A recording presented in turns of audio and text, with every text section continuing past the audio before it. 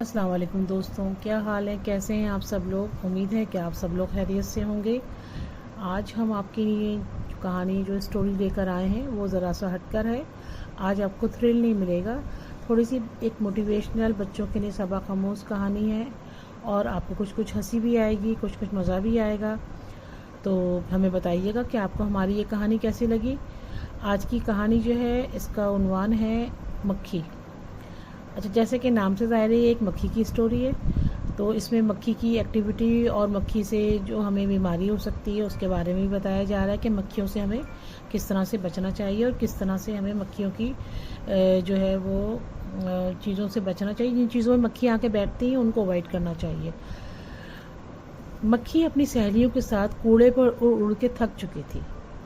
इतने में एक चाट वाले बाबा आ गए और उस चाट की खुशबू दूर दूर तक फैली हुई थी।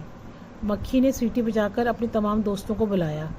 अरे भाई वाह, क्या चटपटी चाट है, आज तो मज़ा ही आ जाएगा। चलो आओ उस चाट वाले के ठेले पर चलते हैं। जैसे ही मक्खियाँ चाट वाले ठेले की तरफ गईं, चाट वाले ने फ़ौरन उनको भगाना शुरू कर दिया। अरे भाई, ये चाट वाले बाबा हमें क्यों बार बार भगा रहे हैं? हम तो इनकी चाट की पे बैठना चाह रहे हैं, मज़ा आएगा। कितनी मज़े की चाट लग रही है, खुशबू ही इतनी मज़े की आ रही है। अब मक्खियाँ बार बार चाट वाले के ठेले के पे चक्कर लगा रही थी, किसी तरह से वो उन छोलों के ऊपर बैठ जाएं जो आज उसके ठेले पे रखे हुए हैं। इतने में एक बच्चा जिसका नाम रशीद था वो दौड़ता हुआ आया। मक्खियों ने रशीद को देखते ही शोर मचाया। अरे वाह भाई, आज तो रशीद पैसे लेकर आया है, चलो इसकी प्लेट पर चलते हैं। इसकी प्लेट पर चल के थोड़ा सा चखते हैं, इसकी चाट को देखते हैं कितने मज़े की चाट लग रही है। फिर मक्खियाँ जो थी वो उड़ती हुई रशीद की प्लेट की तरफ बढ़ी और जैसे ही उन्होंने रशीद की प्लेट पर धावा बोला, रशीद जो था वो तेज़ी से अपना हाथ हिलाने लगा और जल्दी जल्दी से मक्खियों को प्लेट पर से भगाने लगा। अरे भाई, रशीद तो नाराज़ हो रहा है, इसकी चाट के ऊपर हम ना बैठ जाएं, बार बार जो है वो हमें भगा रहा है। अभी मैं ज़रा कीचड़ में से खेल कर आती हूँ, फिर इसके साथ ना घर जाऊँगी इसके रशीद के, और रशीद को बताऊँगी कि हमसे बचना इतना आसान नहीं है। ये कह के मक्खी फ़ौरन कीचड़ की तरफ भागी और 2-4 लोटियाँ कीचड़ में लगा लीं। उसके बाद वो रशीद के साथ साथ चलती रही। जहाँ रशीद जाता था वो रशीद के पीछे पीछे। जब रशीद घर पहुँचा तो रशीद के पेट में बहुत दर्द हो रहा था और वो रो रहा था। मक्खी ने फ़ौरन ही दूसरी मक्खी से बोला, अरे भाई, ये रशीद रो क्यों रहा है? ऐसा लग रहा है कि जैसे इसको मेरे जो है आना पसंद नहीं आया। फिर उसने फ़ौरन ही रशीद के कान में जाकर गुनगुन करनी शुरू कर दी। भिन भिन भिन भिन रशीद के कान में वो बोलती रही। रशीद घबरा रहा था और फिर उसके बाद रशीद की तबीयत जो थी वो ख़राब होने लगी और थोड़ी देर में रशीद जो था वो बाथरूम की तरफ बार बार भाग रहा था। मक्खी फ़ौरन समझ गई, अरे भाई वाह, अब तो रशीद की तबीयत ख़राब हो गई है, ये मुझसे भाग रहा था ना, मैंने इसको बीमार कर दिया। इतने में रशीद की अम्मी अब्बू रशीद को लेकर फ़ौरन डॉक्टर की तरफ गए। अब डॉक्टर साहब जो थे, मक्खी भी पीछे पीछे रशीद के लगी हुई थी, रशीद के साथ साथ डॉक्टर की क्लिनिक भी पहुंच गई। अब डॉक्टर साहब जो थे वो रशीद को बातें समझा रहे थे। अब मक्खी को तो बड़ा गुस्सा आ रहा था कि डॉक्टर साहब ये कैसी बातें समझा रहे हैं। डॉक्टर साहब कह रहे हैं और रशीद को समझा रहे हैं कि खाना खाने से पहले हाथ धोया करो, मक्खियों से दूर रहो, मेरी दोस्तों से दूर रहो। रशीद को डॉक्टर साहब ये किस तरह की बातें समझा रहे हैं?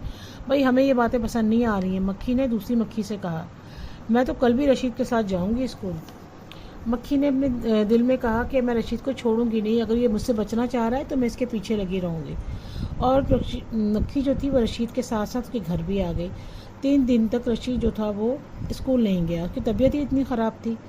फिर साइंस के उस्ताद जो थे वो भी रशीद को से मुलाकात हुई तो उन्होंने भी रशीद को बताया कि भाई रशीद, तुम ज़रा सा सफाई का ख्याल रखा करो।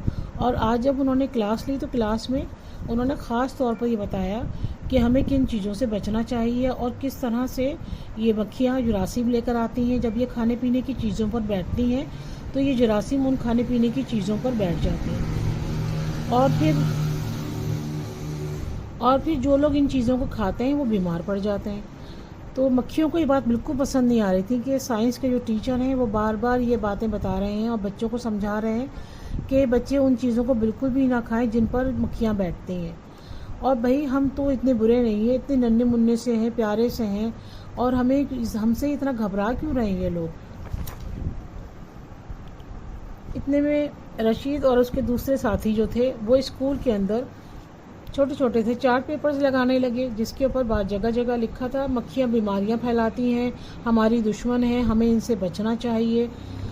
अब तो मक्खी को और भी गुस्सा आया कि रशीद ये तस्वीरें क्यों लगा रहा है, और डॉक्टर साहब ने भी जो है वो हमसे बचने के लिए कहा, और उसके टीचर ने भी रशीद को हमारे ख़िलाफ़ कर दिया।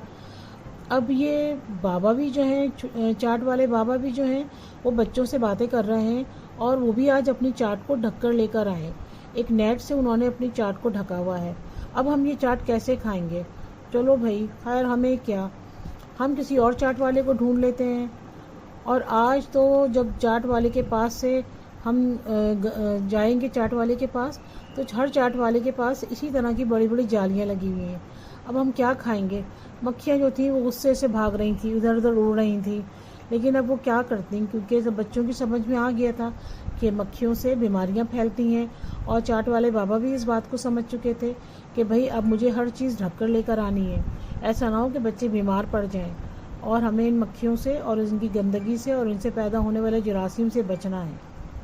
तो बच्चों, आज आपको पता चला कि मक्खियाँ किस तरह से बीमारियाँ फैलाती हैं, और हमें कभी भी कोई ऐसी चीज़ नहीं खानी चाहिए जो खुली हुई हो, जो कवर ना हो, जिसके ऊपर नेट ना हो और मक्खियाँ उनके ऊपर भिनभिना रही हों।